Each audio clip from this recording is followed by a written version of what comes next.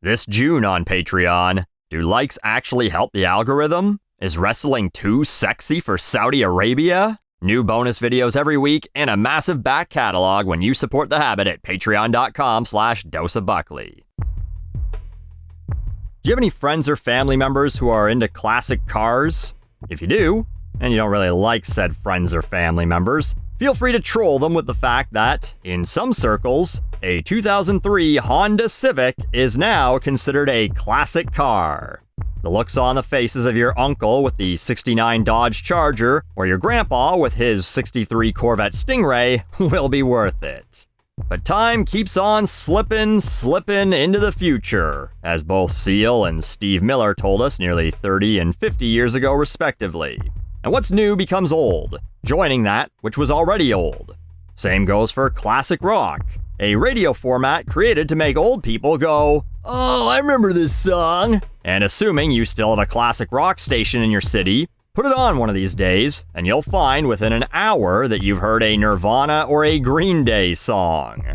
And as annoying as I find it. I get that eventually things get old, and they become retro or classic or things people become nostalgic for. But I don't think I was ready for this. 2010's nostalgia is here. We kick things off with this, someone reposting a TikTok that begins with, "The forgotten EDM dance era of the 2010s that no one talks about." They've captioned it, "Is it too much to ask for music to be this good again?" I'll spare you from having to be sonically assaulted by these classics, and spare my channel another copyright claim, but the video includes clips from LMFAO's Party Rock Anthem, Neo and Pitbull's Give Me Everything Tonight, Usher's DJ Got Us Fallen in Love and OMG, Rihanna's We Found Love, pre-nose job Nicki's Starships and Sound the Alarm, Flo Rida's Good Feeling, and the video is peppered with screenshots of tweets saying things like, "Old people say 80s pop was the best and talk about the 80s music, but I will always talk about 2010s. What a great decade." Which is really funny in a post where the premise was that no one talks about it. Many of these songs are 11 to 13 years old. Some of them wouldn't have even gotten their first period or had their balls drop yet. And we got people nostalgic for it, saying, "Someone needs to throw an OG EDM throwback era festival, 2000s to early 2010s. I think there are some 80s and 90s electronic artists who would be less than thrilled with LMFAO being considered an OG. But in case you thought this might be contained to just Twitter and TikTok, I found this post on Reddit titled, "Why is EDM no longer the same as it was from 2010 to 2016? Where they claim, "When I hear songs from this period, I feel like I travel back in time." To 8 years ago? Sorry, this was posted 2 years ago, so actually when they posted it, 2016 was only 6 years ago. These people are speedrunning nostalgia so hard, Summoning Salt should make a fucking video about it. More than one of the replies calls this time period the golden era of EDM. Daft Punk, the Chemical Brothers, Fatboy Slim, and the Crystal Method I'm sure would all like a word with you. But perhaps someone even older than me would scoff at that. "Buckley, you think they're the golden age of EDM? Do you even know who Giorgio Moroder is?" And yes, I do. Thank you for asking, voice in my head, even if you don't know how to pronounce it. And perhaps this illustrates the point that I understand everyone's frame of reference is different based on their age, their life experience, etc., but I'm still gonna make fun of it. Like here's this one. "Seeing how much the quality of pop music has declined since the 2000s to 2010s is honestly crazy." They believe music has got worse than, let's see here, Iggy Azalea's Fancy, Katy Perry's Dark Horse, Nicki Minaj and Justin Bieber's Beauty and a Beat, Lady Gaga's Poker Face, Gautier's Somebody That I Used to Know, and a whole bunch of Taylor Swift's Boys Are Jerks anthems. Hilariously punctuated, by the way, with a song from 2022.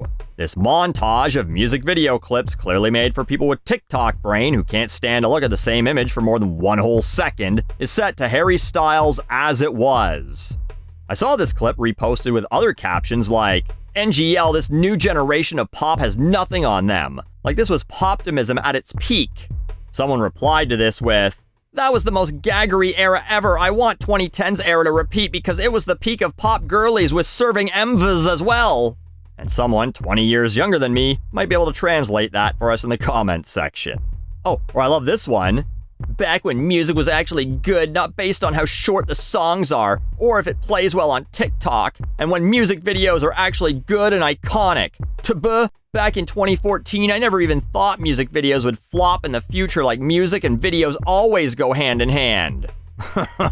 Where to begin with this one?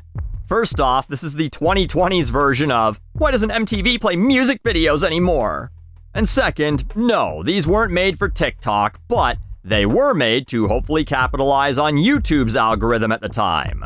Much like songs in the 80s and 90s were made to be played on MTV, and before that, they were made to be played on the radio. Video killed the radio star, YouTube killed the video star, and TikTok killed the YouTube star.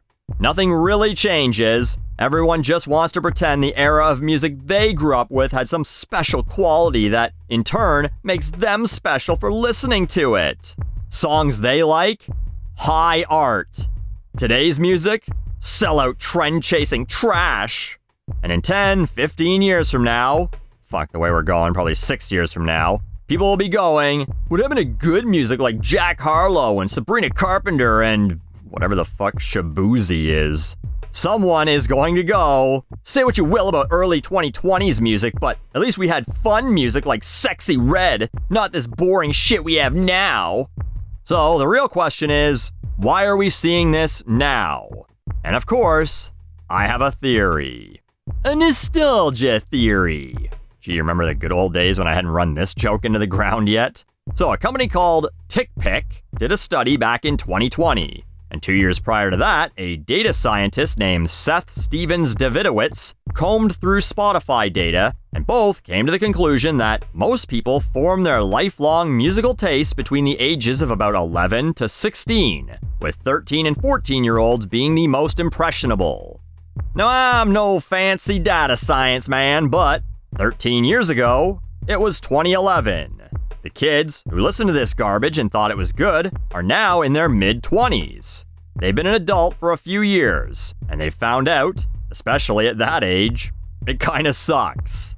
Maybe you went to school and now you're in debt. You don't have the job you figured your fancy degree would have got you by now. You've already had a long-term relationship or two fail, or you're miserable in your current one.